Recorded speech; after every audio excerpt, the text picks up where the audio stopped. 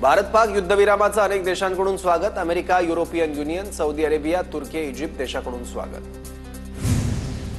अमेरिकेचे उपराष्ट्रपती JD Vance आणि मोदींमध्ये बैठक। 9 मे रोजी रात्री जेडी व्हान्स यांचा पंतप्रधान मोदींशी संवाद। तिसऱ्याची मध्यस्थी मान्य नाही, भारताकडून पुन्हा भूमिका स्पष्ट। पाकनं दहशतवाद्यांना भारताच्या ताब्यात द्यावं, भारताची आक्रमक भूमिका।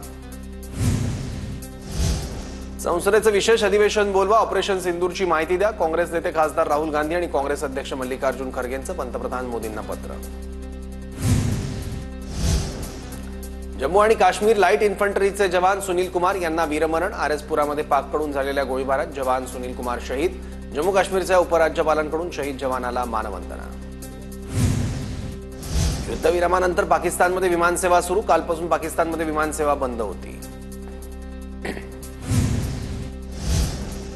भारत आणि पाकिस्तानकडून एकमेकांच्या विमानांना उड्डाणास परवानगी नाही। पाकिस्तानी विमान कंपन्या आणि विमानांना भारताच्या हवाई क्षेत्रात बंदी कायम। भारतीय विमानांना अद्यापही उड्डाण करण्याची परवानगी नाही। रशिया आणि युक्रेनचा संघर्ष थांबण्याची शक्यता। रशियाचे राष्ट्राध्यक्ष पुतीन यांचा झेलेन्स्कींसमोर युद्ध थांबवण्याचा प्रस्ताव। पूर्व अटींशिवाय चर्चेला तयार असल्याची पुतीन यांची ग्वाही। इस्रायलचा गाझामध्ये हवाई हल्ला, 23 पॅलेस्टिनी ठार। आतापर्यंत 52,800हून अधिक लोकांचा मृत्यू। 2 महिन्यांच्या युद्धविरामाचा भंग करून गाझावर पुन्हा बॉम्ब हल्ला, हजारो दहशतवाद्यांना मारल्याचा इस्रायलचा दावा। बांगलादेशच्या माजी पंतप्रधान शेख हसीना यांना धक्का। शेख युनूस सरकारनं शेख हसीना यांच्या आवामी लीग पक्षावर बंदी आणली। दहशतवाद विरोधी कायद्याअंतर्गत बंदी घालण्याचा निर्णय।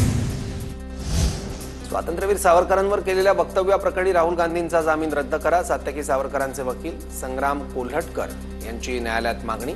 28 मे रोजी पुढची सुनावणी।